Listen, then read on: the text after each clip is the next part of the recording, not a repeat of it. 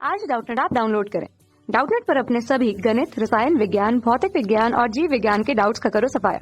बस प्रश्न की फोटो खींचो, एक ही प्रश्न को क्रॉप करो और तुरंत वीडियो सोल्यूशन पाओ। अभी डाउनलोड करें। प्रत्यावर्ती धारा डायनामो का वर्णन निम्नलिखित शीर्षकों के अंतर्गत कीजिए। ठीक है, नामांकित रेखा चित्र बनाना है यहाँ पर। ठीक, तो अगर डायनामो की बात करें दोस्तों, तो डायनामो एक ऐसा यंत्र है जो यांत्रिक ऊर्जा को विद्युत ऊर्जा में परिवर्तित करता है। ठीक है, तो यांत्रिक ऊर्जा मतलब क्या है? ये जो कुंडली मैंने बनाया ना हरे रंग से, ये एक कुंडली है। ठीक है, इस कुंडली को अगर हम घुमाएंगे, ठीक है, किसी चुंबकीय क्षेत्र में, तो यहाँ पर विद्युत धारा उत्पन्न हो जाती है। ठीक है, और ये प्रत्यावर्ती विद्युत धारा रहती है क्योंकि यहाँ पर ये विभक्त वलय नहीं लगा है, ये लगा है सर्पी वलय। ठीक है, तो इस तरीके से अगर नामांकित चित्र समझना है तो सबसे पहले चुंबकीय क्षेत्र का निर्माण करना पड़ेगा। उसके लिए ये लाल रंग से जो मैंने बनाया ना दो चुंबक, वैसे ही दो चुंबक बनाने होंगे। ठीक है, अब चुंबक मैंने बनाया हुआ है यहाँ पर घन आकार में। आप चाहे तो दंड चुंबक भी बना सकते हैं, चाहे तो इसको यू आकार का चुंबक भी बना सकते हैं इस तरीके से। ठीक है, क्योंकि उसका भी एक सिरा एन दूसरा सिरा एस रहता है। ठीक है, तो हमको एन और एस सिरे से मतलब है, क्योंकि चुंबकीय बल रेखाएं कहाँ से कहाँ की ओर जाती हैं? चुंबक के बाहर की ओर एन से एस की ओर जाती है। ठीक है, और चुंबक से अंदर की ओर विपरीत दिशा पर जाती है। ठीक है, तो इस तरीके से ये लूप कंप्लीट करते हैं। खैर, यहाँ पर हमने चुंबक बना लिया, चुंबकीय बल रेखा इस दिशा पर गमन करेगी, ये तो मालूम है हमको, लेकिन हमको सिर्फ नामांकित चित्र बनाना है। तो चुंबक बनाने के पश्चात हम क्या बनाएंगे?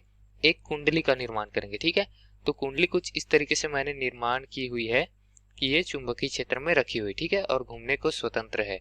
ठीक, अब इस कुंडली का एक सिरा एक विभक्त वलय से, जो कि कुंडली के दूसरे सिरे से जो तार आया है ना, उससे स्वतंत्र रहेगा। ठीक है, संलग्न नहीं रहेगा इस तरीके से। ठीक, अब ये कुंडली घूमेगी तो साथ ही साथ ये विभक्त वलय भी घूमेगा। विभक्त वलय नहीं, सॉरी, सर्पी वलय है, तो ये सर्पी वलय भी घूमेगा। ठीक है, ये पूरी तरीके से संलग्न रहता है दोस्तों। ये कुंडली का एक सिरा जो है वो यहाँ पर जो वलय लगा है उससे संलग्न है। ठीक है, और दूसरा सिरा दूसरे वलय से संलग्न है, और दोनों एक दूसरे से स्वतंत्र है। ठीक है, एक दूसरे से संलग्न नहीं है। इन दोनों का संपर्क केवल और केवल इस रास्ते से हो सकता है, कुंडली के रास्ते से। ठीक है, तो इसी रास्ते से धारा प्रवाहित होगी, एक बार इधर एक बार इधर, तभी ये प्रत्यावर्ती धारा का डायनामो है। ठीक है, अब यहाँ पर जो काले रंग से मैंने बनाया है ना, वो ब्रश है, यहाँ से यहाँ तक का पार्ट। ठीक है, ये क्या है? ब्रश है। मतलब यहाँ नीले रंग से जो मैंने वलय बनाया, सर्पी वलय, वो वलय क्या है दोस्तों? कुंडली के साथ फिक्स है। मतलब कुंडली घूमेगी तो वलय घूमेगा ही घूमेगा। ठीक है, वलय घूमेगा, और हमको वलय में से जो संलग्न भी करना है कुछ अलग। ठीक है, धारा उससे से प्रवाहित होगी, वो हमको यहाँ पर चाहिए। तो हम क्या करेंगे? वहां पर एक ब्रश लगा देते हैं। मतलब ये कितना भी अंश घूम जाए, ब्रश हमेशा उससे संलग्न में रहता है। ठीक है, और यहाँ पर जो भी मान है विद्युत, वो यहाँ से यहाँ तक संलग्न रहता है, कुछ अलग रहता है। ठीक है, वैसे ही सर्पी वलय का दूसरा भाग देखे तो दूसरा वलय जो है वो दूसरे ब्रश से संलग्न रहता है। ठीक है, दोनों एक दूसरे से स्वतंत्र रहता है, और यहाँ पर आकर इन दोनों के बीच हमको प्रत्यावर्ती विभवांतर प्राप्त होता है। ठीक है, और यही प्रत्यावर्ती विभवांतर कहाँ से प्राप्त हुआ? जो यांत्रिक ऊर्जा मैंने यहाँ पर घुमाने को लगाया, वही यांत्रिक ऊर्जा यहाँ पर विद्युत ऊर्जा के रूप में हमको प्राप्त होगी। तो इसी तरीके से डायनामो जो है वो क्या करता है? यांत्रिक ऊर्जा को विद्युत ऊर्जा में परिवर्तित करता है। ठीक है, अब रेखा चित्र हमने बनाया हुआ है, नामांकित किया है क्या? नहीं, तो चलिए नामांकित कर देते हैं। तो दोस्तों, जिस अक्ष पर ये कुंडली घूमता है, किसी भी दिशा पर हम घुमाएं, ठीक है, या तो इसको घुमाएंगे घड़ी की दिशा में, या घड़ी के विपरीत, या नहीं वामवर्ती या दक्षिणावर्ती। ठीक है, तो ये हो जाता है घूर्णन का अक्ष। ठीक है, घूर्णन एक्सिस, घूर्णन अक्ष।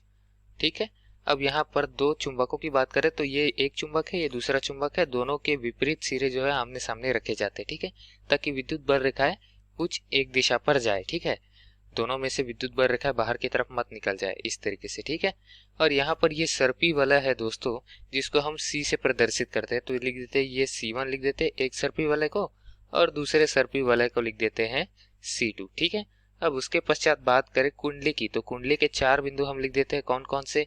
ABCD। ठीक है, तो इन सिरों को मान लेते हैं हम A, इसको B, इसको C और इसको D। ठीक है, ताकि हम धारा की दिशा बताते समय इन्हीं ABCD का प्रयोग करें। अब उसके पश्चात यहाँ पर जो लगा है ब्रश, उसको लिख देते हैं B1 B2। ठीक है, तो C1 वाले जो वलय है उस पे लगा ब्रश जो है उसको B1 लिख देते हैं। चलिए, और वैसे C2 वाले के साथ जो लगा हुआ है ब्रश, उसको B2 लिखेंगे। ठीक है, ये ब्रश है B1 B2 जो है वो। ठीक, C1 C2 क्या है? वलय है, सर्पी वलय। और बात करें दोस्तों ये परिपथ का, तो ये बाह्य परिपथ है, जहां हमको बाह्य में वैद्युत स्रोत प्राप्त हो रहा है। ठीक है, तो यही दिए गए प्रश्न के लिए हमारा उत्तर था नामांकित चित्र का। ठीक है, नामांकित चित्र के अनुसार B1 B2 brush, C1 C2 सर्पिवल है, ABCD कुंडली है, VAC क्या है, निर्गत प्रत्यावर्ती विभवांतर है। ठीक है, तो यही दिए गए प्रश्न के लिए हमारा उत्तर था दोस्तों। धन्यवाद। कक्षा 6 से 12वीं से लेकर नीट, IIT, JEE वो एडवांस के लेवल तक 1 करोड़ से ज्यादा छात्रों का भरोसा। आज ही डाउनलोड करें डाउटनेट ऐप या व्हाट्सएप करें अपने सारे डाउट्स 8400 400 400 पर।